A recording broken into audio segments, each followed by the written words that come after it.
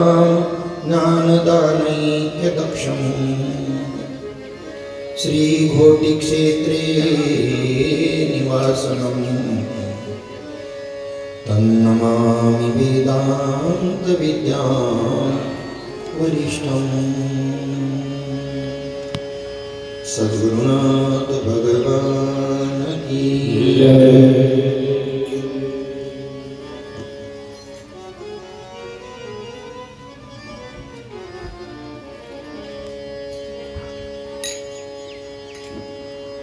राधे राधे गोविंद गोविंद राधे राधे राधे गोविंद राधे राधे राधे गोविंद गोविंद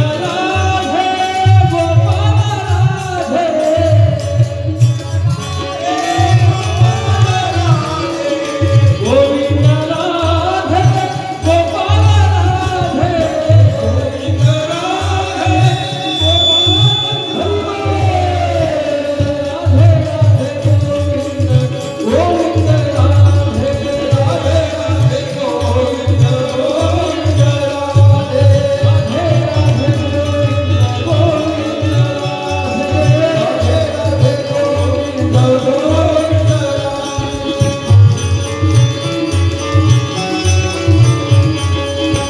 राधे गोविंद गोविंद राधे गोपाल राधे गोविंद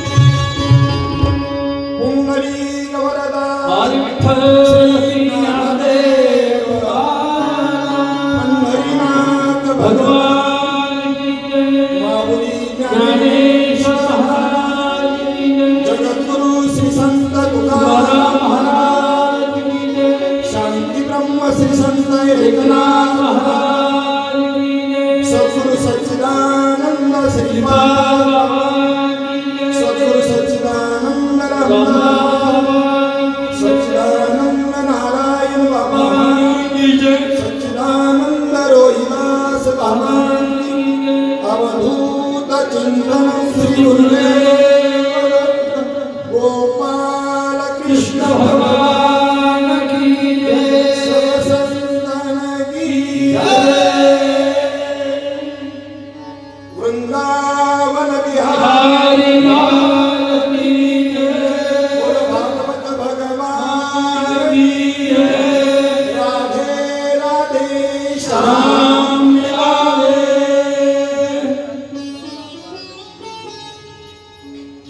सच्चिदानन्दरूपाय विश्वोत्पत्त्यादिहेतवे तापत्रयविनाशाय श्रीकृष्णाय वयं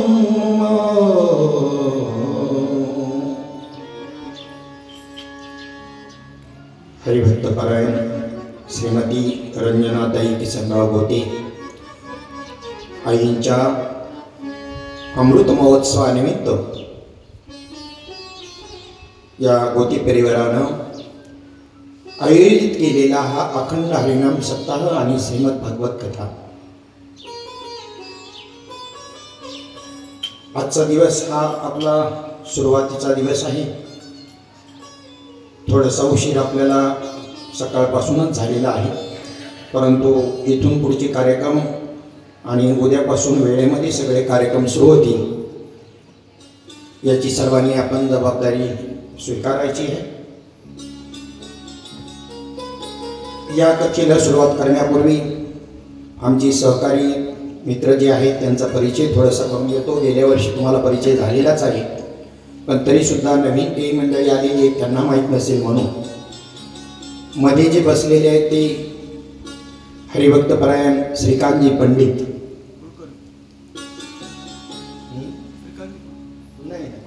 बरोबर बोलतोय मी। अजून काही डोक्याला सुरुवात झाली नाही मला अशी कीर्तनात आली होती तुमच्या। हां, ते तुम्ही जसं ओम नमो ज्ञानेश्वरा करुणाकरा दयाळा तुमचा अनुग्रहाला दृढ झालो चराचरी। मी तो कळा कुसरी काहीच नेने बोलतो वचने आणि अतिभाविक त्यांच्या कृपादाने कथेचा विस्तारू। मी झोपलो होतो त्यावेळेला, तर माझ्या लक्षात नाही आले हे काय चाललंय। मला वाटलं चुकलं काय यांचं, आणि नंतर जेव्हा पुन्हा उल्लेख केला त्यांनी तेव्हा माझ्या लक्षात आलं की त्यांच्या कृपादाने ओम नमो ज्ञानेश्वरा आलं लक्षात। आता असं काही अजून झालेलं नाही तसं। आणि इथं जो उभा असतो कीर्तनाला, जो कथेला, त्याला शक्यतो झोप येत नाही। जवळजवळ 99.99% झोप येतच नसते। बसून ऐकणं सोपी गोष्ट नाही, सांगणं सोपी गोष्ट आहे। तुम्हाला बसलेल्यांना सांगणं अवघड वाटत असं, आणि आम्हाला तर माझ्या दृष्टिकोनातून मला तर असं वाटतं की ऐकणं अवघड आहे, सांगणं खूप सोपं आहे। मग सांगणाऱ्यांची संख्या वाढली, उगाच वाढली का? सांगणं सोपं आहे म्हणूनच वाढलेली आहे, ऐकणं लई अवघड आहे। आणि ज्याला ऐकणं जमलं की त्याला सांगणं जमलं समजायचं। उत्तम विद्यार्थी तोच पुढचा उत्तम शिक्षक असतो। श्रवणाची रीत पहिल्यांदा संत आपल्याला सांगतात। पहिला परिचय राहून जाईल तसाच तो पहिला परिचय, आणि मग आम्हाला ही अशी सवय पडली। आमचे गुरुजीच असे होते ना, मग काही साहित्य झाले कीर्तनामधून की त्या ठिकाणी तिकडं अखंडच त्यांचं चालू होतं, तर तिकडून फक्त उठायचं आणि इकडे यायचं बसायचं, फक्त जागा बदलायची। त्यामुळे पांडुरंगाकडून प्रथम नमनाचा काही प्रश्नच नाही। अखंड चाललेल्याने पहिलेच पांडुरंगाला नमन केलं, तेव्हापासून त्यांचं चालू आहे। तर अजून रात्रंदिवस चालू आहे, बंद नाही। तर त्यांनी नमन करायचं कधी, कोणाला कधी करायचं, हा विषय मग अशीच कीर्तनात झाला। आणि त्यांचं तसं आमचं, त्यांचाच अनुग्रह आम्हाला। त्याच्यामुळं एकदा ती लीक लागली, सुरुवात झाली की कधी कधी असं होतं मध्ये आपलं सुरुवात केली परिचय द्यायला, आणि इथून जर सुटलं का तो परिचय राहिलाच शेवटपर्यंत असं होतं। हे काही बुद्धीचा भ्रम नाही, अजिबात नाही। ही एक स्थिती, अवस्थाच आहे, ही प्रेमाची अवस्था आहे। त्या प्रेमामध्ये बोलत जातो म्हणून, आणि मग काही गोष्टी असं सुटत जातं मध्ये।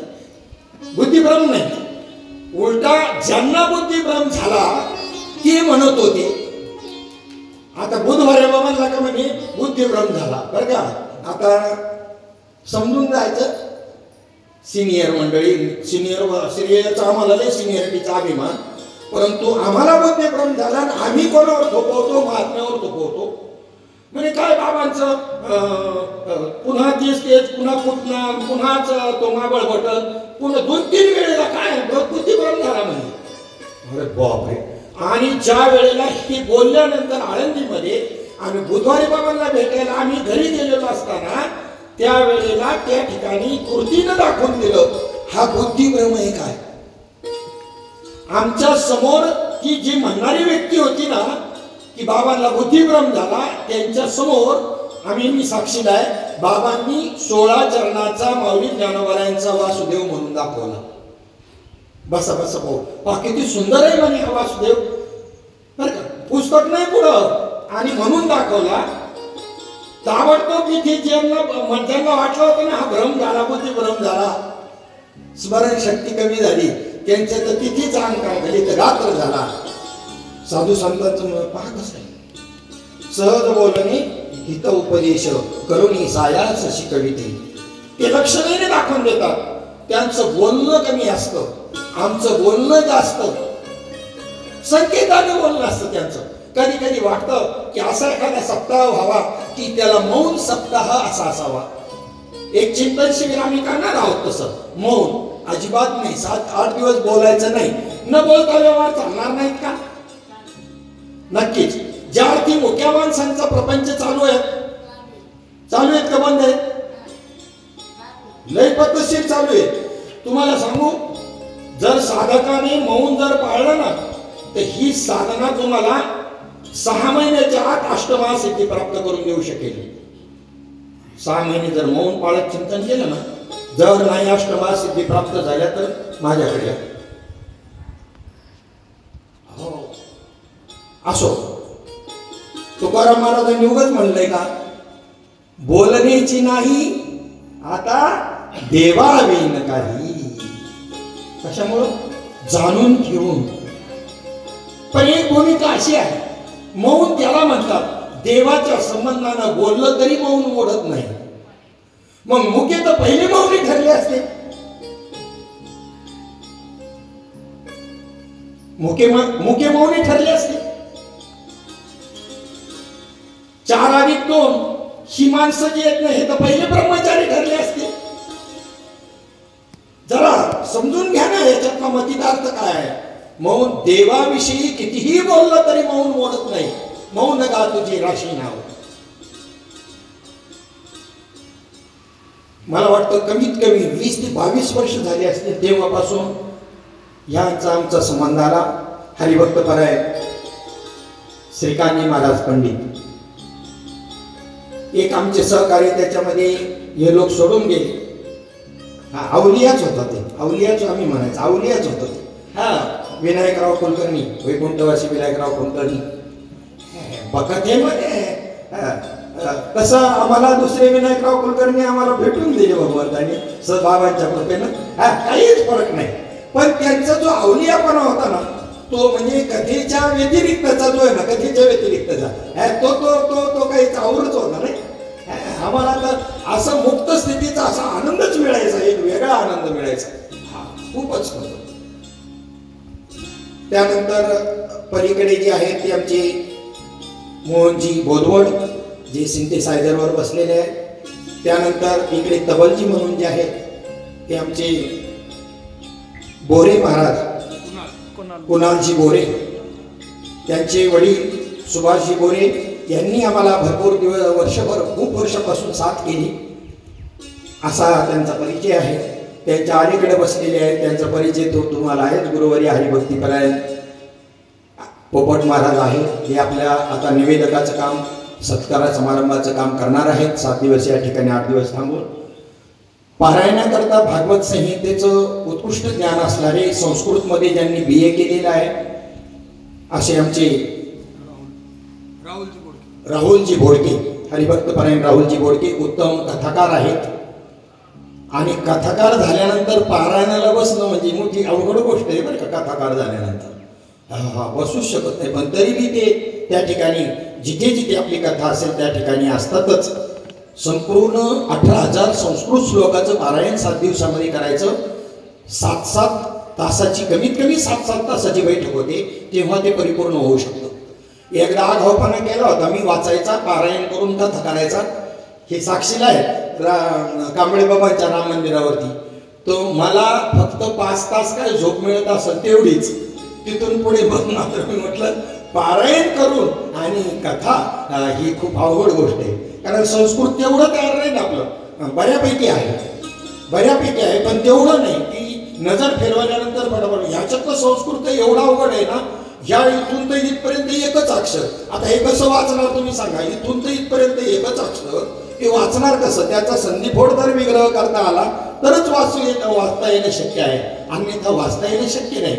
पण तो ज्याचं मला काय आलेलं आहे, जास्त वाचनाचा अनेक ग्रंथांशी संबंध आल्यामुळं आणि त्या शब्दांचा परिचय झाल्यामुळं ती सहजच संधिफोड होते. एरवी माझी भागवताची संहिता सुद्धा झालेली नाही.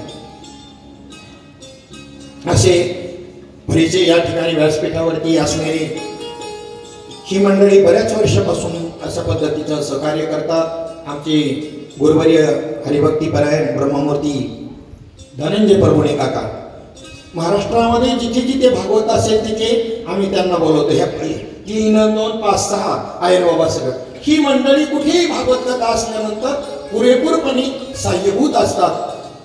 सुरुवातीला हे सगळं मांडून त्याचं पूजा करणं शास्त्रविधिवत, त्यानंतर भागवताचं पारायण, शेवटच्या दिवसाला होम हवनानं सांगता, शास्त्रशुद्ध अशा प्रकारची श्रीमद भागवत कथा. आणि म्हणून त्याचं फळ आहे की तुम्ही जी इच्छा ते फळ त्या ठिकाणी प्राप्त होतं. तो तुमचा अनुभव आहे, तो आम्ही कशाला सांगू? तुम्हाला मिळालं की नाही, मिळतं का नाही, हा तुमचा अनुभव आहे. आम्ही कशाला सांगतो? तुम्ही सांगायचं आहे किंवा सांगायलाच पाहिजे असं काही नाही. आपल्या मनातल्या मनामध्ये ठेवलं तरी चालेल. ही असं श्रीमद भागवत शास्त्र आहे, त्याचं महात्म्य सांगणारे. आणि असं हे पद्मपुराणांतर्गत हा श्लोक या ठिकाणी उपस्थित केलेला आहे. सच्चिदानंद रूपाय विश्वोत्पत्त्यादि हेतवे तापत्रय विनाशाय श्रीकृष्णाय वयं नमः. या श्लोकामध्ये व्यास महर्षी सांगतात, ज्याची आपल्याला भक्ती करायची त्याचं स्वरूप माहिती पाहिजे. नाही तर भक्ती करायची ज्याची, सोप्या भाषेत सांगू का? श्रीपाद बाबा सांगायचे, तुमच्याकडे ओळखीच्या माणसाला रामराम का कोण भेटेल त्याला रामराम. शहरात तर मुंबईमध्ये तर जर तुम्ही कोणाकडे नुसता हसला रामराम तर सोडा, तर तुम्हाला पांजरपोळ दाखवला तुमचं सगळं काढून घेतलं समजा. म्हणून हसायचं सुद्धा नाही, लय कठीण आहे तिथलं. तेव्हा कोणालाही रामराम करायला तर फसा. ओळखीच्या माणसालाच रामराम केला जातो आणि करावा हा जसा संबंध आहे तसा राम ओळखून रामराम करावा का न ओळखता रामराम करावा? ओळखून रामराम करावा. भक्ती जाणून करावी का न जाणता करावी? जाणी भक्तीचा जिव्हाळा, भक्तीचा जिव्हाळा, जाणी भक्तीचा जिव्हाळा, भक्तीचा जिव्हाळा, जाणी भक्तीचा जिव्हाळा. तुझी दैवाचा पुतळा, तुझी दैवाचा पुतळा, जाणी भक्तीचा जिव्हाळा.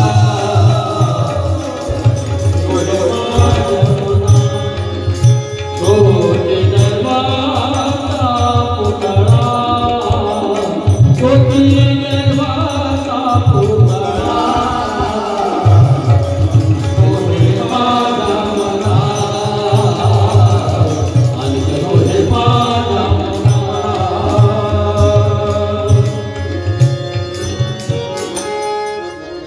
जाणी भक्तीचा जिव्हाळा, तोच दैवाचा पुतळा. आणि तनोही माझ्या मना, हो का पंडित शहाणा.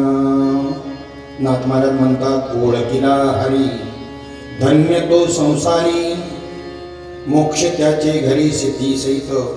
नुसतं ओळखण्यावरही जमणार नाही. नाथ महाराज पुढे जाऊन सांगतात, ओळखीला हरी साठविला पोटी, होता त्याची भेटी दुःख कैची. आंधळी ती तुका म्हणे आंधळी ती संसारी, जिही नाही हरी ओळखीला. ज्यांनी हरीला ओळखलं नाही, अरे डोळे असून आंधळी आहेत ती, डोळे असूनही आंधळी. म्हणून ज्याची भक्ती करायची, आम्ही त्या श्रीकृष्णांना नमन करतो, आम्ही त्या श्रीकृष्णाची भक्ती करतो. आमचा श्रीकृष्ण तुमचा श्रीकृष्ण कसा आहे माहित नाही, पण व्यास महर्षी सांगतात आमचा श्रीकृष्ण असा आहे, तो सच्चित आनंद स्वरूप आहे. कसा आहे तो? सत्स्वरूप आहे, चित स्वरूप आहे आणि आनंद स्वरूप आहे. सत्स्वरूप म्हणजे तिन्ही कालामध्ये जो आहे त्याला सत म्हणतात बरं का. आदी मध्यांती अवघा हरी एक, एकाचे अनेक हरी करी. जे आदी आहे, मध्ये आहे आणि अंती आहे. सत्य तू होतास, सत्य तू आहेस आणि सत्य तू असणार आहेस. म्हणून तीनदा सत्य तू सत्य तू सत्य तू विठ्ठला म्हणलं. एकदाच म्हणायला पाहिजे, तीनदा का म्हटलं? दोनदा तीनदा बोलणं हा द्विरुक्तीचा त्रिरुक्तीचा दोष लागतो. तो संतांनी का पत्करला? हरिमुखी म्हणा दोनदा का म्हणलं? असं तो दोनदा बोलणं दोष आहे. परंतु निश्चयात्मक तुमची भूमिका व्हावी म्हणून दोनदा म्हणलं किंवा तीनदा म्हणण्याच्या मागचा उद्देश त्रिकाला बाधित आहे. आमच्या हरीचं स्वरूप कसं आहे? आमचा हरी होऊन गेलेला नाही द्वापार युगातला, तो तोच आहे, तो तोच आहे. द्वापार युगातला सुद्धा तोच आहे. पण हे पुढं आधी तुम्ही तसा समजाव तर जमणार नाही. आधी तुम्हाला जो निर्गुण स्वरूप आहे ना त्या पद्धतीने समजून घेऊन तेच निर्गुण स्वरूप इथं गोकुळामध्ये नटलेलं आहे हे नंतर लक्षात घ्यायचंय. आणि असं न समजता आकाराचा जर नुसता समजून घेतला अवताराला आलेला तर परिपूर्ण ज्ञान हरीबद्दलचं होणार नाही. म्हणून जाणीवपूर्वक म्हणलं आमचा हरी कसा आहे? सत्स्वरूप आहे, म्हणजे तिन्ही कालामध्ये त्रिकाला बाधितची वस्तू आहे, मध्ये असलेली वस्तू आहे, आधी बी नाही आणि नंतर बी नाही. त्याला म्हणतात मृगजळ. मृगजळ उखर अशा जमिनीवरती सूर्याचे प्रखर किरण पडल्यानंतर तिथं तळ्याचा भास होतो, पाणी असल्यासारखं वाटतं आणि पाणी पिण्याच्या निमित्तानं हरणं धावत सुटतात. तिथे जाऊन पाहतात तर ते पाणी अजून पुढे दिसतं, तिथे कुठे पाणी. अजून पुढे जाऊन पाहतो पाणी पुढे दिसतंय, तिथे कुठे पाणी. याला काय म्हणतात? मृगजळ. म्हणजे एका कालामध्ये असणं त्याला मृगजळ असं म्हणतात. ते भासमान आहे ती गोष्ट. पण आमचा हरी फक्त एका काळापुरता नाही, द्वापार युगापुरता नाही, तर आमचा हरी भूतकाळामध्ये बी जसा होता तसाच आता वर्तमान काळात बी आहे आणि पुढे भविष्य काळातही तसाच राहणार आहे. सत्पद ते ब्रह्म, चित्पद ते माया, आनंद पद जया म्हणती हरी. महात्मा महाराजांनी या श्लोकाचं वर्णन आपल्या हरिपाठात केलं. सच्चिदानंद रूपाय या श्लोकाचं या पदामध्ये सत्पद जे आहे, सत्पद ते ब्रह्म, सत्ता मात्राने आहे तीन कालामध्ये ते ब्रह्म आहे. आणि चित्पद ते माया. चित्पदे म्हणजे जाणीवेमध्ये जे येतं, वृत्तीमध्ये जे येतं, वृत्तीरूप ज्ञानामध्ये जे येतं त्याला म्हणतात माया. मग तुमच्या वृत्तीत आलंय ना ब्रह्म, ब्रह्मास्मीचं ज्ञान झालं ना तुम्हाला, ते मायेचं ज्ञान आहे, ब्रह्माचं नाहीये. म्हणून हम ब्रह्मास्मी नव्हे शुद्ध ब्रह्मज्ञान. प्रबोध झालेल्या माणसांनी घनामध्ये घ्यायला पाहिजे. तुका म्हणे हम ब्रह्म, आड येऊन येणे भ्रम, तो बी भ्रम आहे. एक संवादी भ्रम आहे, एक विसंवादी भ्रम आहे. तो संवादी भ्रम आहे. काचेचा मनी चिंतामणी सारखे दिसायला आहेत पण दोन्ही बी सारखे नाही. हंसो धवला गपो धवला. हंसही पांढरा आहे, पगळाही पांढरा आहे, पण क्षीर नीर तू हंसो हंस हा बघो बघा. दूध आणि पाणी मिक्स करून एखाद्या पात्रामध्ये जर हंसाच्या पुढे ठेवलं तर त्याच्यातलं फक्त दूध पिऊन घेईल आणि पाणी तसंच शिल्लक ठेवेल. त्या हंसासारखा डौलदार दिसणारा मात्र बगळा असणारा बगळा मात्र त्याला ती क्रिया जमणार नाही. म्हणून मृगजळ हे मध्ये दिसणार आहे, म्हणून ते त्रिकाला बाधित नाही. तसा आमचा हरी नाही. हा कसा आहे? तिन्ही कालामध्ये, म्हणून त्याला सत्स्वरूप म्हणलेले. चाले हे शरीर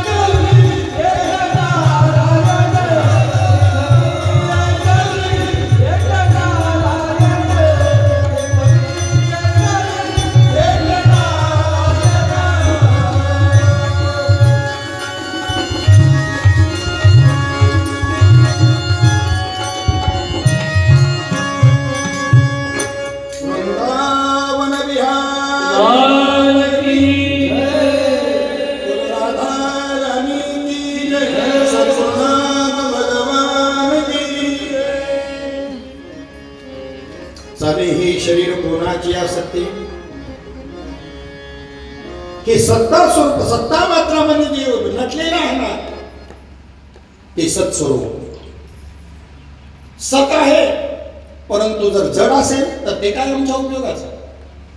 मग ते जड नाही, ते चित स्वरूप आहे, चैतन्य स्वरूप आहे, जाणीव स्वरूप आहे, ज्ञान स्वरूप आहे.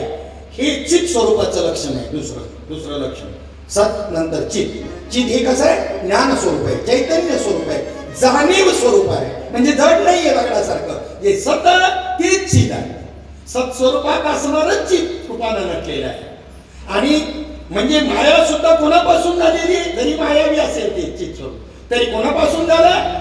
सूर्यामुळेच. सूर्याच्या अधिष्ठानातच मृगजळ भासतंय. चंद्रामध्ये मृगजळ भासत नाही का? चंद्रप्रकाशामध्ये कोणाला मृगजळाचा आवाज झाला? तुम्हाला प्रेतरूप ही शरीराचा भाव या अवस्था का दिली संतांनी? तर सूर्यच नाही तर मृगजळच राहणार नाही ना. म्हणून तुमचे शरीराचे सगळे भाव संपुष्टात आणले. त्या स्थितीमध्ये कशा करता दिली? प्रेतरूप झाला शरीराचा भाव ही अवस्था संतांनी ही या कारणाकरता. ज्ञानच. अज्ञानाला अधिष्ठान काय? ज्ञान. अज्ञानाला अधिष्ठान काय? सूर्यच नसेल तर मृगजळ कुठून? ज्ञानावरच अधिष्ठित अज्ञान आहे. अज्ञानामध्ये ज्ञान नाही का? अज्ञान या शब्दात ज्ञान आहे ती. मग फक्त काढून टाकायचं झालं का? म्हणजे अविद्या. तरी अविद्येच्या निधा विश्वस्वप्नाचा धांडा भोगीत होता प्रबुद्धा अनादिपणी जो. तो महावाक्याचे निनावे गुरुकृपेचे निथावे माथा हात ठेविला नव्हे थापटिला तैसा. सत आहे तो चित स्वरूप आहे. चित स्वरूप जर नसता तर कोणी त्याला विचारलं नसतं. सत्ता मात्राने असता तरी काय उपयोगाचा? तो जड असता. आणि सत्स्वरूप आहे आणि चित स्वरूप आहे पण आनंद देणारा नाही तो आम्हाला काय उपयोग त्याचा? मग तो आनंद देणारा बी आहे. म्हणून सच्चित आनंद हे तिन्ही एकच दर्शी आहेत. फक्त कळण्याकरता आहे. त्यांचं कार्य बदललं. सत्ता मात्राने व्यापलं त्या सर्वांना म्हणून त्याला सत म्हणलं. सतचित आहे, चितच आनंद स्वरूप आहे. तिन्ही वेगळे नाही. खडी साखर तुमच्याकडे दिली, तिचा पांढरेपणा, मऊपणा आणि गोडी वेगवेगळी करून माझ्याकडे आणून द्या. एखाद्या सायंटिस्टला सांगितलं याच्यातल्या 3 गोष्टी वेगळे करून द्या. कोणत्या? खडी साखरेतलं काय वेगळं करायचंय? पांढरेपणा, मऊपणा आणि गोडपणा. या तिन्ही मिळूनच बनलेली आहे खडी साखर. तसं सत, चित आणि आनंद हे तिन्ही मिळूनच आमचा हरी जो आहे त्या हरीचं स्वरूप असं आहे. तो सत्स्वरूप आहे, चित स्वरूप आहे आणि कसा आहे? आनंद स्वरूप आहे. म्हणून साधू संत गेले, वैकुंठी राहिले, कैलासी राहिले. असं आहे का? कुठे राहिले? साधू संत गेले, आनंदी राहिले, हरिनामे झाले कृतकृत्य. प्रत्येकाची ओढ आनंदाकडे काय? कारण प्रत्येकाचा मूळ स्वभाव, प्रत्येकाचा आनंद आहे. सगळ्या काही लटापटी चालल्यात, सगळं काही प्रपंचात सुद्धा संसारात या आनंदाकरता चालल्यात का दुःखाकरता चालल्यात? का बरं? कारण आनंद हे त्याचं मूळ स्वरूप आहे. म्हणून रात्रंदिवस त्याच्याकरता चाललेले. मारामारी सुद्धा, कोर्ट कचेऱ्या सुद्धा आनंद करतात, दुःख करता नाही. हा विरोधी पार्टीवाल्याला वाटत असेल ते दुःख करताय, त्याला दुःख होतंय म्हणून त्याला, पण याला आनंद आहे की नाही? जो जिंकतोय तो आनंदाचा सोहळा साजरा का करतोय? मॅच चालू आहे, मॅच मध्ये जर समजा एक संघ हरणार आहे आणि एक संघ जिंकणार आहे, जिंकलेला संघ त्या ठिकाणी विजय सोहळा साजरा करतो की नाही? कोणी बी समजा ही आता चाललेली मॅच एखाद्याने जिंकली, पुढची मॅच दुसऱ्याने जिंकली, तो विजय सोहळा करतो. म्हणजे सगळ्या गोष्टी कशा करतायत? आनंदा करताच आहे. मज लागे दुःख व्हावे ऐसे कोणी भावे ना जीवे. कोणी दुःख करता करत नाही. प्रपंच जरी करतोय पण प्रपंचातला आनंद सुख कसं आहे? मग अशी कीर्तनात आपण ऐकलं आहे, बाबांनी सांगितलं. वाडाच्या झाडावर बसलंय, खाली वाघोबा, विहिरीत खाली पाहिलं तर नागोबा, आणि आगेमोळ उठले ते तुडी ते, त्याच्यामधून मधाचा एक थेंब जीव पडला, म्हणतो वा वा वा किती गोड आहे. काय मध नाही संसार. केवढ्या कंडिशन, संकटामागं संकट, दुःखामागं दुःख, असं निर्भय सुखच नाही तरी पण म्हणतो बरं आहे, बरं आहे, बरं आहे, बरं आहे. बिनलाजाची लक्षणं येतील, बरं करायचं. आणि निखळ आनंद ज्याच्यामध्ये आहे तिकडे मात्र जायला तयार नाही.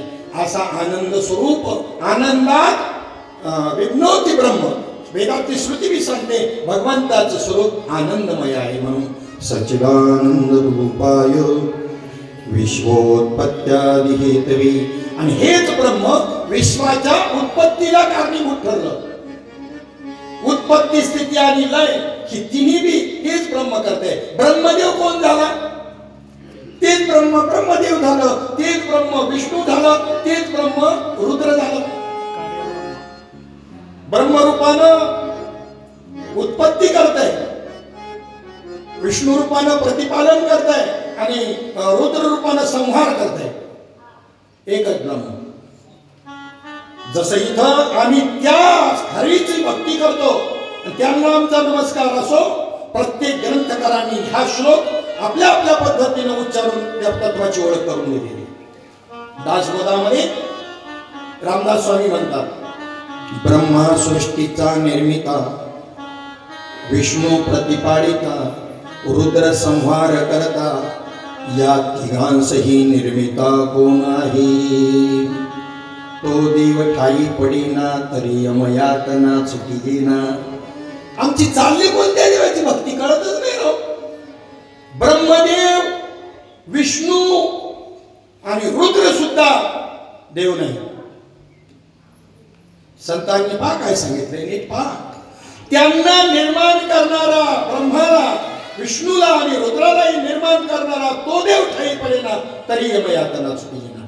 सच्चिदानंद रूपाय हाच उल्लेख व्यासांचा, हाच उल्लेख कोणाचा? रामदास स्वामींचा. आणि विष्णू सहस्रनामामध्ये सुद्धा तसंच आलेलं आहे. युधिष्ठिर उवाच किमेकं दैवतं लोके किमुवाप्येकं परायणं स्तुवन्तः कमर्चन्तः प्राप्नुर्मानवाश्वं को धर्म सर्वधर्मानां भवतो. कोणता धर्म, कोणता देव? मग विष्णू उवाच जगत्प्रभुं देवदेवमनन्तं पुरुषोत्तमं स्तुवन्नाम सहस्रेण पुरुष सततोत्थितः तमेव चार्चयन् नित्यं. पहा, तोच उद्देश जो व्यासांचा आहे, तोच रामदास स्वामींचा, तोच विष्णू सहस्रनाम निर्माण करणाऱ्या आदिवराध्य शंकराचार्यांचा.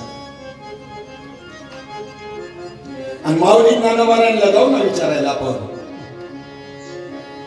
ज्ञानदेव म्हणे भजा आत्मदेवा, अखंडित सेवा कराची, अखंडित सेवा कराची.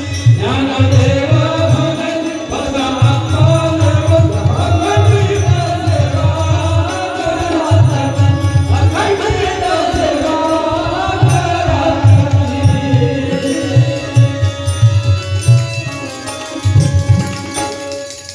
याला वेदाचं बोलणं म्हणतात. ठरवून मिळालं पाहिजे, चालही नाही आणि निरूपणही नाही. त्यांनी म्हणावं माझ्यामधून तो बोलतोय, इथं हाच बोलतोय प्रकृतीला धर्मन म्हणतो, माझ्यातून तो बोलतोय लवाडा. तो बोलतोय का तो बोलतोस? तर इथे ही स्वरूप आहे. ज्ञानदेव म्हणे भजात्मदेवा, अखंडित सेवा करा त्याची. एक हरी आत्मा जीव शिव सम. आणि तो आत्मा सच्चिदानंद. आता हे बी कळण्याकरता बरं का, सच्चिदानंद स्वरूप आत्मा आहे.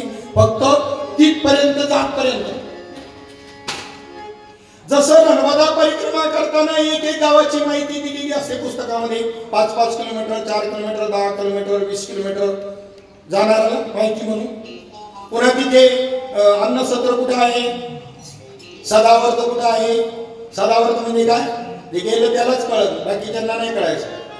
सदावर्त म्हणजे शिदा देतात, भांडी देतात, आपल्या हाताने करायचं, खायचं, भांडी घासून ठेवायची, जायचं किंवा मुक्काम असेल तर थांबायचं.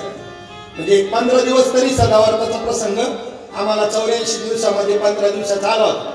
आम्हाला वाटायचं सदावर्त मधून यावाच बरं का 2-4 दिवसातून. का आपल्या पद्धतीने आपल्याला करता यायचं, खाता यायचं. जे बनवत होते त्यांना वाटायचं नाही लवकर नाही यावं सदावर्त, पण आम्हाला खाणाऱ्यांना वाटायचं मधून मधून 2-4 दिवसातून सदावर्त असावाच. हा गवतीताई होते ते गेंजेताई गवतीताई गेंजे बाबा. खूप मजा खूप मजा खूप मजा. खाण्याचा याचा त्याचा विषय नाही, खायला कुठे मिळत नाही हो. खात खात तर या मनुष्य देहापर्यंत आलोय. 84 जीवनीमधून मनुष्य देह सोडला तर इथपर्यंत हेच करत आलोय ना. खायचं प्यायचं झोपायचं मरायचं एक दिवस. चला पुढे. तर सांगायचं तात्पर्य असं की सर्व साधू संतांना जो देव सांगायचा आहे तो देव, आणि त्या हरीचं स्मरण करतो, त्या हरीचं चिंतन करतो, त्याला आम्ही नमस्कार करतो. सच्चिदानंद रूपाय, जो सत्स्वरूप आहे, चित्स्वरूप आहे आणि आनंद स्वरूप आहे. विश्वोत्पत्त्यादि हेतवे, विश्वाची उत्पत्ती ज्याच्यापासून झालेली आहे. तापत्रय. बरं तो आमच्या काय कामाचा? आमचा प्रश्न घेऊन व्यासजी बोलतात. हे सांगितलं बा पहिल्या अर्ध्या टुकामध्ये, बाकीच्यांनी काय त्याला म्हणावं? म्हणजे सगळ्यांना एक ताप प्रत्येकाच्या पाठीमागे लागलेला आहे. गॅस त्या विषमज्वर नाही किंवा मलेरियाचा नाही, तो शारीरिक ताप आहे, पण तो कधीतरी जाईल. पण एक ताप सतत आपल्या मागे लागलेला आहे. 3 प्रकारचे, एकच नाही तो, त्याचे 3 प्रकार आहेत: आदिदैविक, आध्यात्मिक आणि आदिभौतिक. आध्यात्मिक म्हणजे शरीराच्या माध्यमामधून आलेले जे ताप असते ते. आदिभौतिक म्हणजे भौतिक वस्तू मात्राकडून त्रास होणं, हा आदिभौतिक. आणि आदिदैविक म्हणजे देवता, पिशाच, अन्य प्रकारातून राक्षस यातून निर्माण होणारा ताप. या तिन्ही तापांचा जो काही विनाश करणारा आहे त्या श्रीकृष्णांना आम्ही नमन करतो. तो कृष्ण तिन्ही तापाचा नाश करणारा. आणि संत तरी काय आहे? हे संत सुद्धा तिन्ही तापाचा नाश करतात. तापली चंदन निगवितो पुढी, त्रिगुण हा काढी संत संग. चंदन हा फक्त ज्याला ताप झाला असेल एखाद्याला तर त्याचा ताप हरण करण्याचं काम करेल, पण ताप नाही हरण करणार. गंगा पापम शशितापम, गंगा पापाचा नाश करेल. शशी चंद्र त्या ठिकाणी शीतलता देईल. परंतु त्या ठिकाणी संत मात्र असे आहेत की त्या ठिकाणी त्रिविध तापाची झाली गोडवन, झाली गोडवन. त्रिविध तापाची झाली गोडवन, झाली गोडवन. त्रिविध तापाची झाली गोडवन, झाली गोडवन. त्रिविध तापाची झाली गोडवन, झाली गोडवन. देखिया चरण वैष्णवांचे, देखिया चरण वैष्णवांचे.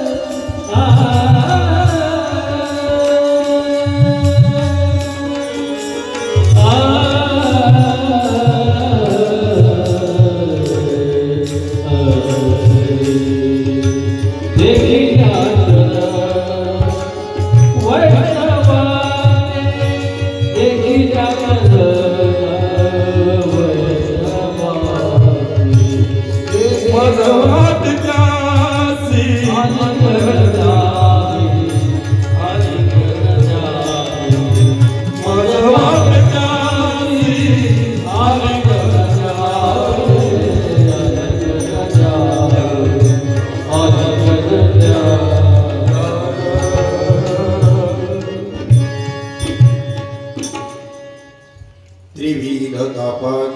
झाली बोळवण देखील चरण वैष्णवांची मज वाटे त्यांसी आलिंगन द्यावे कदान सोडावे चरण त्यांचे त्यांना आलिंगन दिल्याबरोबर तिन्ही तापाची बोलवण होते पाप ताप दैन्य जाय उठाउटी झाली या भेटी हरिदासाची झाली या भेटी हरिदासाची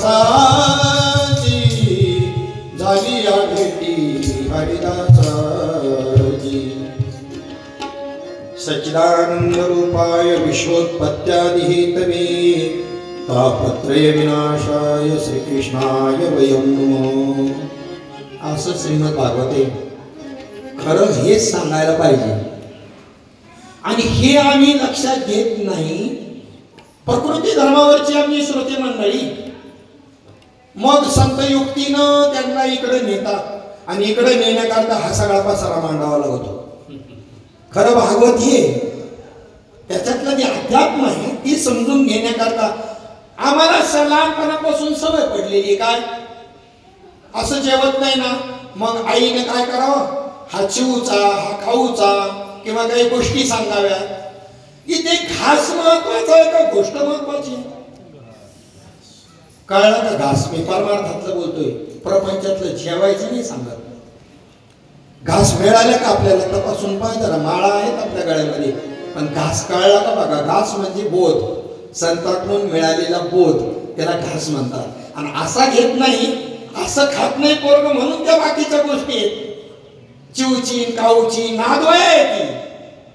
हे लक्षात घेऊनच माऊली ज्ञानवार आहे हरिपाठामधून सांगतात मंथुनी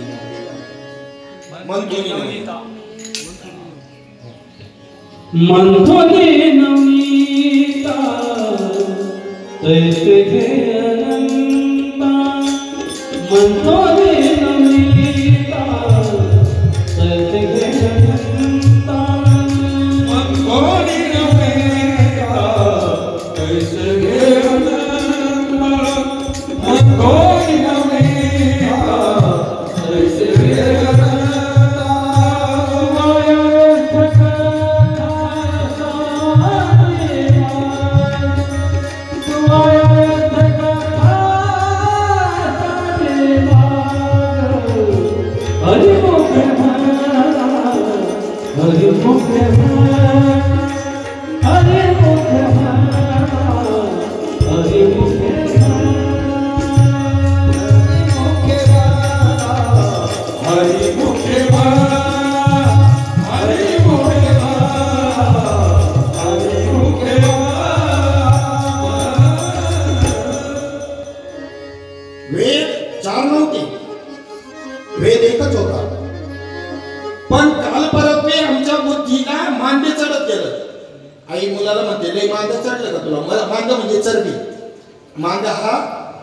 गावठी शब्द आहे आणि चरबी हा सुशिक्षित शब्द आहे. बुद्धीवर मांडे येणं म्हणजे बुद्धीवरती त्या ठिकाणी आवरण येणं बुद्धीला त्या ठिकाणी एखादा मुरदूस झाला एखाद्याला ताकद नाही ती मुरदूस म्हणजे फुगला म्हणजे ती ताकद नाही रोग येतो तर बुद्धी मांडे दोष त्या ठिकाणी तयार होतो. म्हणून कालपरत्वे बुद्धीची क्षमता घटत गेली. पहिल्यांदा एक पाठी होती माणसं कृतयुगामध्ये एकदा सांगितलं की लक्षात राहायचं दोनदा सांगायची गरज नाही पडायची. पण जेव्हा दोनदा सांगावं लागलं काही ते ध्यानात राहायला लागलं मग ते झाले दुबे. काहींना दोनदा सांगून जमाना तीनदा सांगावं लागायचं ते झाले त्रिवेदी. आणि तीनदा सांगून बी काहींना ध्यानात राहायचं नाही मग 4 वेळा सांगावं लागायचं ते झाले चौबे. 4दा सांगून बी लक्षात नाही मग ते 5 वेळा सांगावं लागायचं ते झाले पांडे. आता बाकी त्यांचं पुढे काय सांगू कसे झाले ते तुम्ही समजून घ्या पुढचं तुमच्या धोरणाने. एक पाठी होते शुद्ध बुद्धीचे होते पण त्याच्यामध्ये राळ झाली राळ मिक्सिंग झालं. प्रपंच घुसला प्रपंचाचे विषय घुसले आणि याच्यापासून वंचित झालं. जे 24 अवतार भगवान परमात्म्याचे झाले त्याच्यातला 17वा अवतार जो आहे भगवान व्यासमुनींचा त्या व्यासांनी त्या ठिकाणी अवतार घेतला. एका वेदाचे 4 वेद केले 4 शिष्यांना 4 शाखेचे मुखोद्गत करायला लावले 4 वेद आणि वंशपायन ऋषींना श्रीमद महाभारत जे आहे ते महाभारत शिकवलं. एका वेदाचे 4 वेद केले आणि 4 वेद त्याच्यावर साई शास्त्रकारांनी मांडलेली मतं एवढंही समजेना. म्हणजे वेदांचंच तत्वज्ञान शास्त्रामधून आणलं, शास्त्रातून समजेना म्हणून पुराणातल्या कथांच्या माध्यमामधून 18 पुराणं व्यास महर्षींनी निर्माण केली आणि त्याच्यातले एक श्रीमद भागवत पुराण आपल्या समोर आहे. त्या कथांच्या रूपाने हाच सच्चिदानंद रूपाय परमात्मा समजून सांगण्याचा प्रयत्न वेळोवेळी केला. हे श्रीमद भागवत शास्त्र त्यांना कसं प्राप्त झालं? श्रीमद भागवत शास्त्र म्हणजे त्याच्यात असणारं ज्ञान. घासावरून आपल्या लक्षात आलं की गोष्टींचा तर माऊलींनी निषेध केला, हा पुराणातल्या गोष्टींचा निषेध आहे. हा कथा कादंबऱ्यातला नाही. मग तुम्ही वाया व्यर्थवाचा कथा सांडे मार्ग, हा कादंबऱ्यांचा निषेध नाही. कादंबऱ्यांचा संबंधच काय संतांशी? तुमच्या या कथांचा निषेध आहे. त्याच्यातून फक्त बोध घ्या, सार घ्या, सारांश घ्या.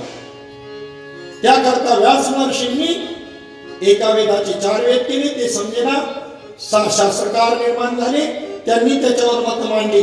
त्या व्यासांनी स्वतः उत्तर मीमांसा लिहिली, वेदांचं तत्वज्ञान त्याच्यामध्ये सांगितलं. तेही लोकांना समजेना, बुद्धीची राळ झाल्यामुळं मग 18 पुराणांची निर्मिती केली. पहिल्यांदा 17च पुराणं निर्माण केली होती. 17 पुराणांची निर्मिती करूनही व्यास अप्रसन्न आहे. बद्री केदारला जात असताना सरस्वती जिथून उगम पावली तिथं माना गाव लागतं. ते आपल्या देशातलं शेवटचं गाव आहे. तिथून पुढे तिबेटची हद्द सुरू होती. त्या ठिकाणी तिथून स्वर्गारोहण पंथाने ज्या वेळेला हे पांडव गेले, त्या ठिकाणी त्या सरस्वती नदीला पार करण्याकरता छोटीसा प्रवाह आहे, उगम आहे तिथून एवढाच आहे असा. आणि त्याला समजा इथून राऊत बाबा इतका असेल, एक शिळा त्या ठिकाणी टाकली आणि त्या शिळेवरून पलीकडे जाण्याकरता पांडव तिथून गेले. भीमाने तिला भीमशिला असं म्हणतात. ती भीमशिला त्याच्या खालून मग वरून ती गेली त्या ठिकाणी आणि तिथे शम्याप्रास नावाच्या आश्रमामध्ये सरस्वती नदीच्या किनाऱ्यावरती आपल्या आश्रमामध्ये चिंतातूर अवस्थेमध्ये बसलेले आहेत व्यास महर्षी. आणि त्या व्यास महर्षींना त्या चिंतातूर अवस्था पाहिली त्यावेळेला नारद मुनी तिथून त्या ठिकाणी चालत होते. विश्वामध्ये भ्रमण करत असताना सर्वांना उपदेश करत या नारद मुनींनी जावं. त्यांना ध्रुव भेटला, त्याला उपदेश केला. प्रल्हाद भेटला, त्याला उपदेश केला. अनेकांना प्रचेतांना उपदेश केला. सर्वांना भजन मार्गाला लावला. भजमन नारायण नारायण नारायण भजमन नारायण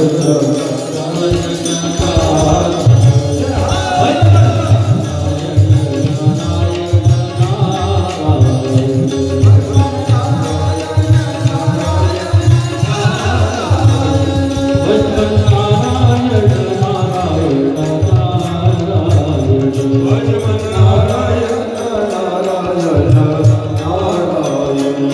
Narayana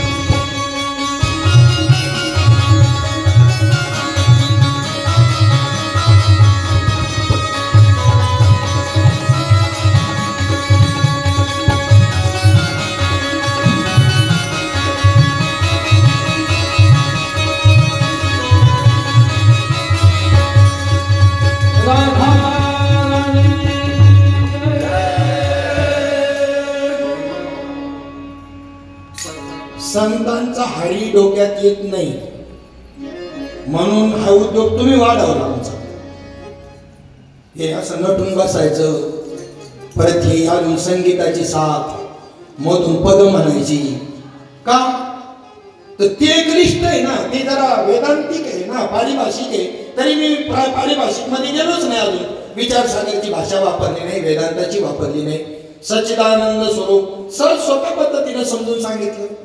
श्रीपाद बाबा सांगतील त्या पद्धतीने समजून सांगितलं, म्हणून तुमच्या वृत्तीवर आवरण नाही आलं. आता मी थोडस 15 मिनिटं जरा वेदांतिक परिभाषेत ते सांगून सांगतो तुम्हाला. बघा कशा झोपा येतात, समाधीच लागते की नाही बघा तुम्हाला.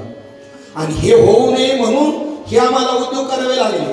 संगीताची साथ किंवा हे असं सगळं मांडावं लागलं का, तुमचा स्वभाव आम्हाला कळला, तुमच्या नडी कळल्या, अडचणी कळल्या.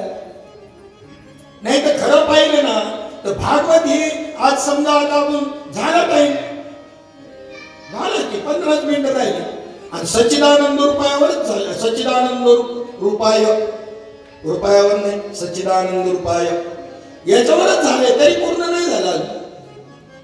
भागवतामधल्या पद्मपुराणांतर्गत श्रीमद भागवताचा हा पहिला श्लोक आहे. त्याच्यानंतर प्रथम स्कंदामध्ये 3 जे श्लोक आहेत, जन्माद्यस्य, त्याच्यानंतर धर्म प्रोजित कैतवोत्र परमा निगमकल्पतरोर गलित फलम, हे 3 श्लोक प्राण आहेत, प्राण भागवताचे. 7 दिवसामध्ये 4 श्लोकामध्ये भागवत 2-2, 4-4 तासामध्ये याच्यावरच पूर्ण होईल. माझ्या अल्पमतीप्रमाणे विद्वान असला, अभ्यास वगैरे असला तर त्याला 7 दिवस मी 4-4 तास पुरायचे नाही. एका श्लोकावर तो 7 दिवस घालवे सच्चिदानंद. आणि नाहीतरी सच्चिदानंद स्वरूप आहे जर संतांच्या कृपेने मी 7 दिवस एका श्लोकावर घालू शकतो. हेच कळण्याकरता, हा श्लोक कळण्याकरता चांगले उपासष्टी, ज्ञानेश्वरी, भागवत, अमृतानुभव. चांगले उपासष्टी आणि अमृतानुभवापर्यंत तुम्ही गेला आणि त्याची जर तुम्हाला गोडी लागली की तुम्हाला सच्चिदानंद रूपाय तुमचं स्वरूप समजलं. समजा कुतश्चिंता करो, नारद मुनींनी विचारलं व्यास महर्षीला, रे गळ्यामध्ये माळा दिसते, भगवत भक्त दिसतात आणि हरीचा दासाचा महाराज असतो का? हरीचा दास कसा टवटवीत स्फूर्तिवान असला पाहिजे, मार्का चेहरा केलेला असतो का हरीचा दास असा? कारण प्युअर होते तो बोले सुरत जीवायची, कारण अर्थ म्हणले नाही माझा चेहराच तसा आहे. अरे काय चेहराच तसा आहे? तुकाराम महाराज म्हणले फोडीली गौरी ऐसा दिसे तोंडावरी, गौरी पडल्यासारखा चेहरा. दुसऱ्याने पाहिलं तर त्याला काही सुचायचं नाही. आणि अशी पुढे येऊन बसत आहेत. पुढे आम्ही कीर्तनाला गेलो, कथेला पुढे गेलो, आपल्यात येतो भाग, साधकांकडे नाही येतो भाग.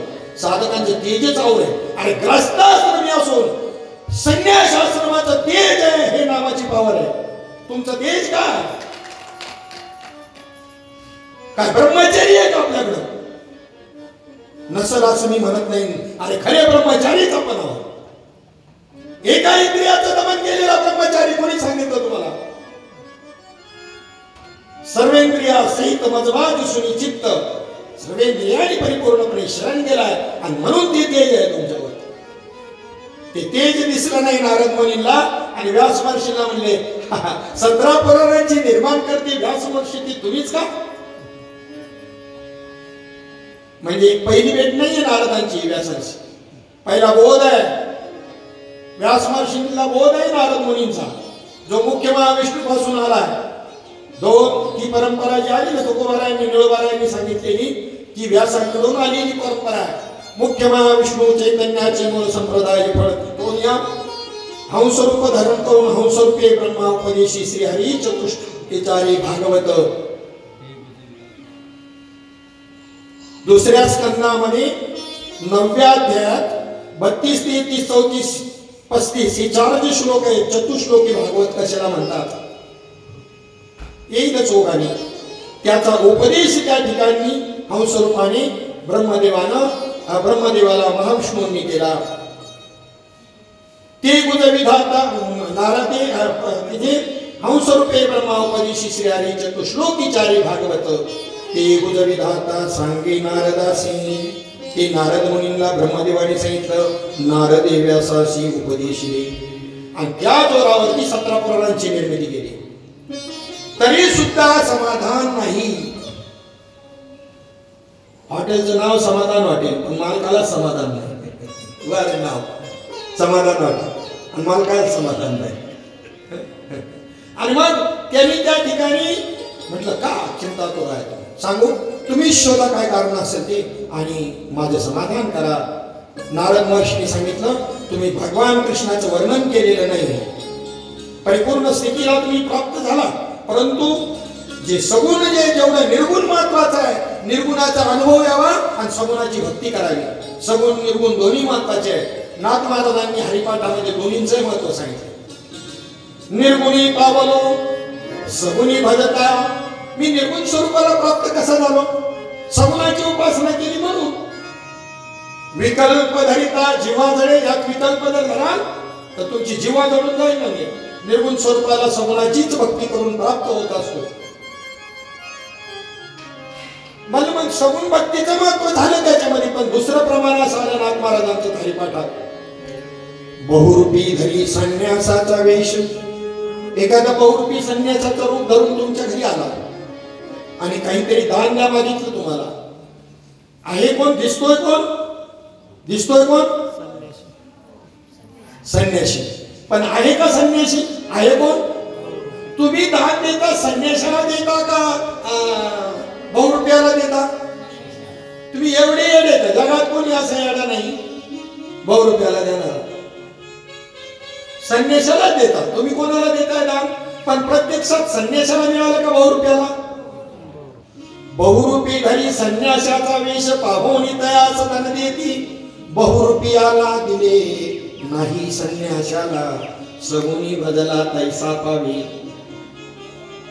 तुम्ही संन्यासाला दिलंच नाही, संन्यासाला दिलं नाही तो बहुरूपी आहे. तसं नुसती सगुणाची भक्ती करणाराची भक्ती परिपूर्ण नाही. म्हणजे निर्गुणाचेही महत्व सांगितलं आणि सगुणाचेही सांगितलं. त्या सगुण रूपाचं तू वर्णन केलं नाही म्हणून तुला समाधान नाही. नारद मुनींनी सांगितल्यानंतर मग व्यासांनी त्या ठिकाणी सांगितलं, मी तर महाभारतामध्ये कृष्णाचं किती वर्णन केलेलं आहे. अरे ते कृष्णाचं वर्णन केलंय, ते त्या ठिकाणी त्याच्या लीला नाही वर्णन केलं. तो प्रौढ श्रीकृष्ण, वीर श्रीकृष्ण, योगेश्वर श्रीकृष्णाचं वर्णन आहे. ते त्यांनी नाही जमायचं. हे ज्ञान गिळून गावा गोविंद गा, याच्या करता चरित्र ते उच्चारावे केले देवे गोकुळे. किती मोठा महात्मा झाला तरी परिपूर्णता नाही त्याच्या भक्तीला. त्याला त्या भगवंताचं सगुण रूपाचं वर्णन करावंच लागेल, तेव्हा समाधान प्राप्त होईल. मग व्यास महर्षींनी हे 18वं श्रीमद भागवत महापुराणाची निर्मिती केली. असं हे व्यास महर्षींचं श्रीमद भागवत रूपी पुराण. याच्यामध्ये 18,000 श्लोक आहेत. हे जे आहे हे नारदी व्यासाशी उपदेशिले, हे परंपरेनं आलेलं जे ज्ञान त्याला भागवत ही संज्ञा आहे. आणि त्याचा विस्तार ही 12 स्कंद. 12 स्कंदातल्या 11व्या स्कंदावर श्री संत एकनाथ महाराजांनी टीका केली. अशा पद्धतीचं हे विवेचन. आता हा ग्रंथ या जगतामध्ये त्याचा प्रचार प्रसार कोण करू शकेल, असा कोणीतरी विरक्त असायला पाहिजे. बाबांनी सांगितलं काम धंदा करून आपला परमार्थ करा. हा प्रतिप्रश्न मनात का नाही आला. त्यांनी जर आपला काम धंदा करून परमार्थ केला असता तर आपल्यापर्यंत आला असता का, आला असता आपल्यापर्यंत. अरे आपली योग्यताच नाही ते सोडून देण्याची, म्हणून सांगितलं करा काम धंदा, सांगा शेजाऱ्या पाजाऱ्याला तिथले तिथे. पण ज्याला खरी कळकळ आहे ना जीवाच्या तळमळीची, त्यांची स्थिती काय. संसाराच्या नावे घालो निशून्य, संसाराच्या नावे घालो निशून्य, संसाराच्या नावे घालो निशून्य, संसाराच्या नावे घालो निशून्य, संसाराच्या नावे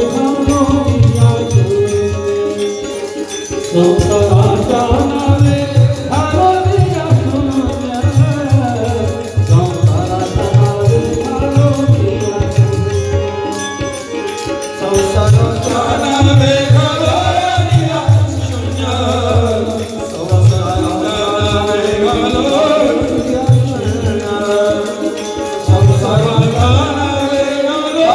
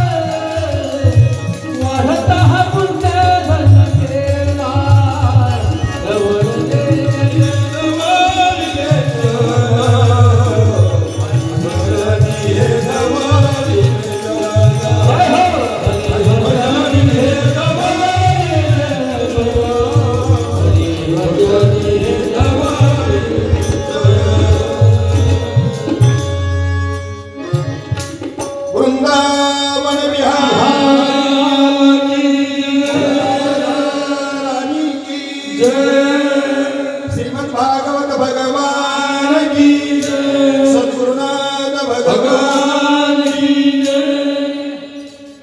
संसाराच्या नावे घालोनिया शून्य, संसाराच्या नावे घालोनिया शून्य. वाढता हा पुण्य धर्म केला, वाढता हा पुण्य धर्म केला. हरिभजन हे धवळीले जग, हरिभजन हे धवळीले जग. त्याग असा कोण आहे, असा कोण विरक्त आहे की तो माझ्या या श्रीमद भागवत शास्त्राचा प्रचार प्रसार करू शकेल.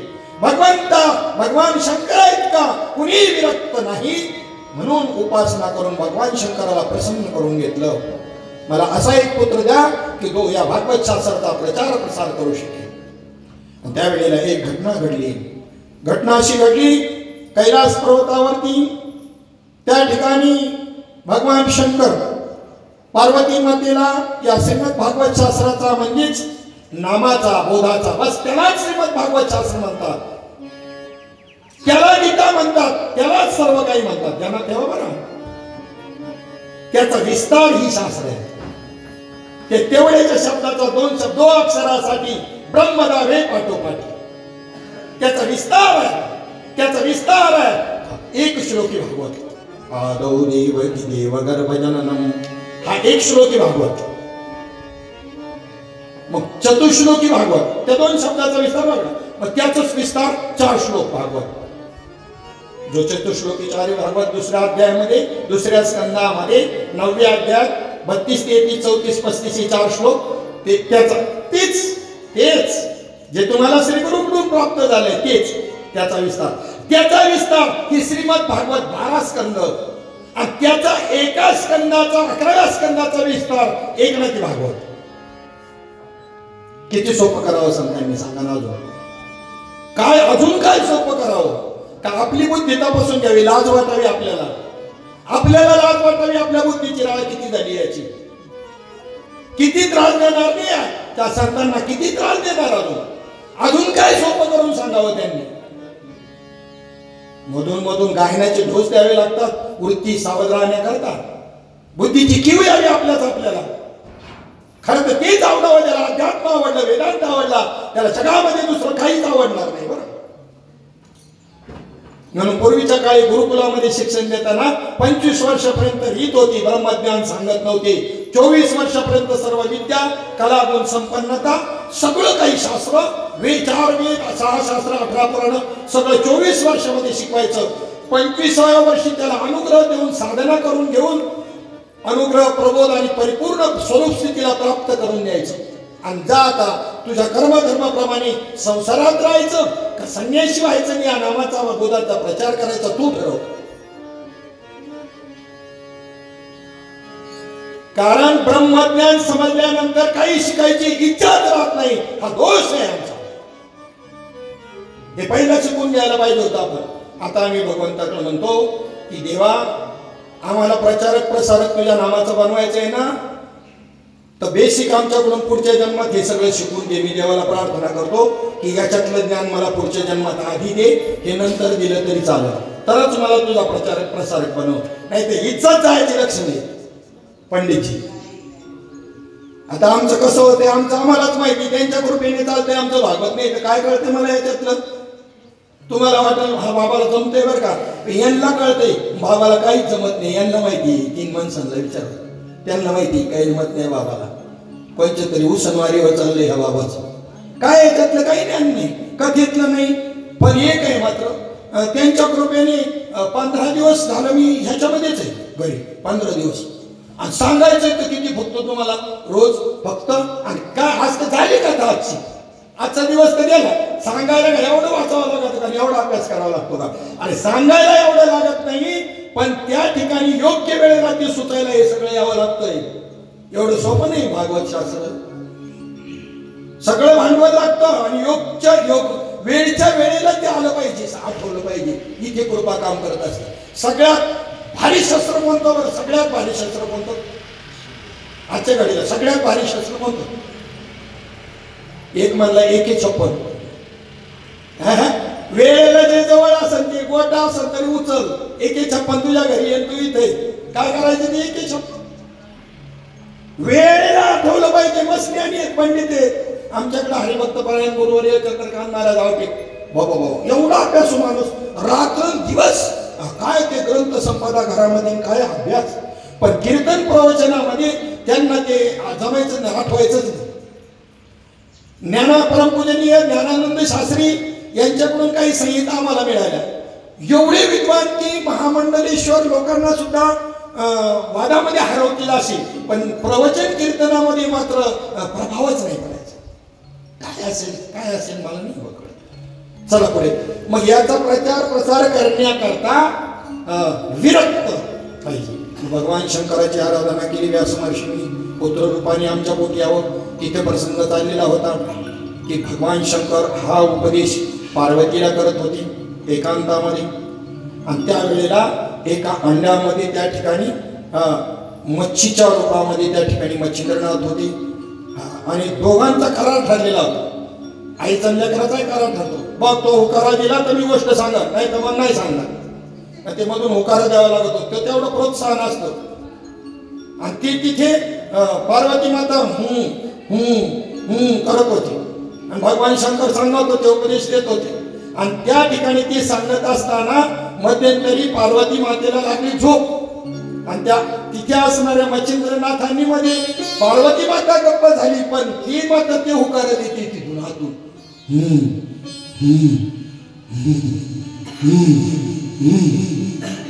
हे सांगतच चालले.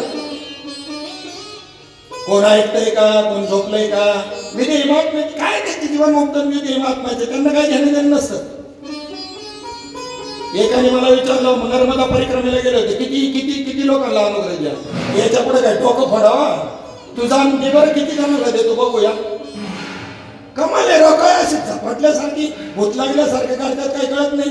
त्याशी सुंदर शब्द प्रयोग केला आमच्या मगर महाराजांनी प्रभुनी काकांच्या तिथे. अरे बोलायचंय ना, महाराज मंडळीला बोलायचं व्यसन लागले, ह्या व्यसनातून सुटले ना लवकर परमार्थ कळलं. काय काय पठ्ठे आम्हाला असे भेटले आमच्या बरोबर असतात. आम्ही बोलत असतो त्यावेळेला तेही बोलत असतात. असे पठ्ठे काय ज्ञान झालं असत आणि काय ज्ञान होईल त्यांना. आपण बोलतोय, कोणतरी आपल्या बरोबर बोलतोय त्यावेळेला तेही बोलत असतात. कशी बुद्धी असेल यांची आणि कोणती सेवा करतात ते. कशाची सेवा? भ्रम आहे त्यांचा. आम्ही सेवा करतो हा भ्रम आहे त्यांचा. ही सेवेची लक्षणं नाही. सेवेची लक्षणं आहे ती समोरचा माणूस बोलतोय, तुम्हीही बोलताय म्हणल्यानंतर तरी सेवेची लक्षणं आहेत का? अरे समजून घ्या तुम्ही काय ते, ज्याचं त्याने लक्षात घ्या.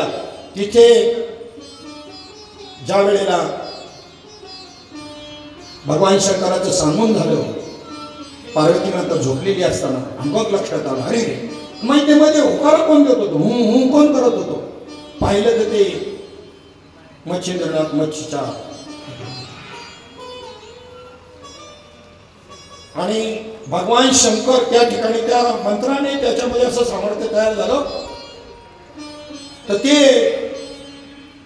त्या ठिकाणावरून ती त्या स्थितीमध्येच गती पकडली त्या अंड्यानेच. आणि भगवान शंकर पाठीमागे, तुला ऐकायचं होतं तर समोर बसून ऐकायचं ना, आम्ही द्या करतात बसलोय, असं चोरून का ऐकायचं. चोरून ऐकलेली विद्या फलीभूत होत नाही. ऐन वेळेला कर्माचं झालं तसंच झाल्याशिवाय राहणार नाही.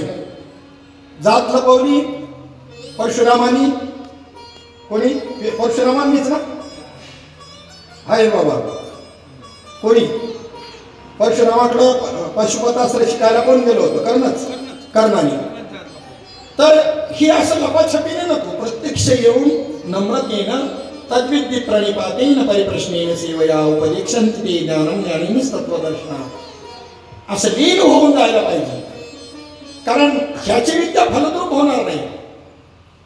आणि म्हणून जरी त्या ठिकाणी नारद मुनींना ज्ञान होतं तरी पण भागवत शास्त्राचं ज्ञान असूनही विनियोग माहीत नव्हता. संकालिकांना शरण जावं लागलं. मच्छिंद्रनाथांना तो बोध होता, ते ज्ञान होतं, पण तरी सुद्धा विनियोग समजून घेण्याकरता कोणाला शरण जावं लागलं? गुरुदेव दत्तात्रेयांना शरण जावं लागलं. आणि त्याचा विनियोग बिघडू नये म्हणून त्याच्या मागे लागले. बाकी काय नाही. आता ऐकलं इतकं ऐकू दे, पण जरा विनियोग तर समजून घे. आणि आपल्या आज्ञा स्थितीमध्ये जरा आणि ते पडतेच. आणि तिकडून ज्या वेळेला व्यास महर्षींच्या आश्रमाजवळ आलं आणि जी काही त्या ठिकाणी सुरजा ही त्या ठिकाणी पत्नी आहे व्यास महर्षींची, आणि तिच्या गर्भामध्ये प्रवेश केला मच्छिंद्रनाथ. त्या शुकाने मच्छिंद्रनाथांनी म्हणण्यापेक्षा इथे आपली शुकमुनीची कथा चालली. मी मच्छिंद्रनाथाचं हा वेगळ्या भागातून आलं. आदिनाथ तोमा विजय प्रकटले शुकमुनींची कथा सांगतो. त्या शुकमुनींनी प्रवेश केला. पोपटाचं पिल्लू होतं ते, आणि ते ओंकारात येत होतं. त्याला हे ज्ञान प्राप्त झालं होतं आणि त्यांनी प्रवेश केला सुरजेचा. आणि त्या ठिकाणी बाहेर यायला तयार नाही. 12 वर्ष मातेच्या गर्भामध्ये राहिलं. बाहेर ज्या वेळेला आलं मग त्यावेळेला त्या ठिकाणी हा पुढचा श्लोक आला. यम प्रवजंत मनुभपेत प्रेत कृतम द्वैपायनो विरह कातुर आजुहाव पुत्रेति तन्मयतया तरवोभिनीदुस्तं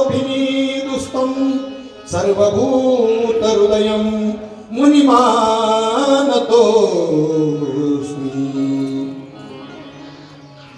हा व्यास महर्षींनी त्या पुत्राच्या मागे लागले. गर्भातून बाहेर पडल्यावर पळतच सुटलं ते आणि त्याच्या मागे लागले. ह्या श्लोकामध्ये त्याचं वर्णन येतं. आणि हे गुरु आहेत सूत मुनींचे. त्या ठिकाणी नैमिषारण्यामध्ये सुद्धा हा कथा चालू आहे श्रीमद भागवताची. 88,000 ऋषी शौनकादी ऋषी श्रवणाला बसलेत आणि त्यावेळेला सुतांच्या मुखामधून आपल्या सद्गुरुदेवांचं वर्णन करणारा हा श्लोक आला. हा भाग आपण उद्या सकाळच्या सत्रामध्ये आपली 10 ते 12 आणि 3 ते 5 अशी कथेची वेळ आहे.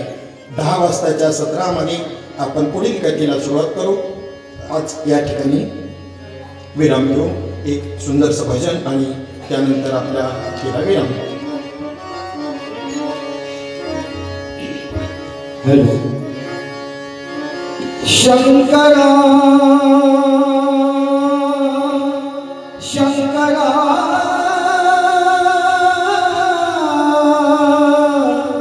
शंकरा नाम तुझे बदलेगा संसारा, नाम तुझे बदलेगा संसारा, नाम तुझे बदलेगा संसारा. अगर बदलेगा देवा, अगर बदलेगा देवा, अगर बदलेगा देवा. शंकरा नाम तुझे बदलेगा संसारा,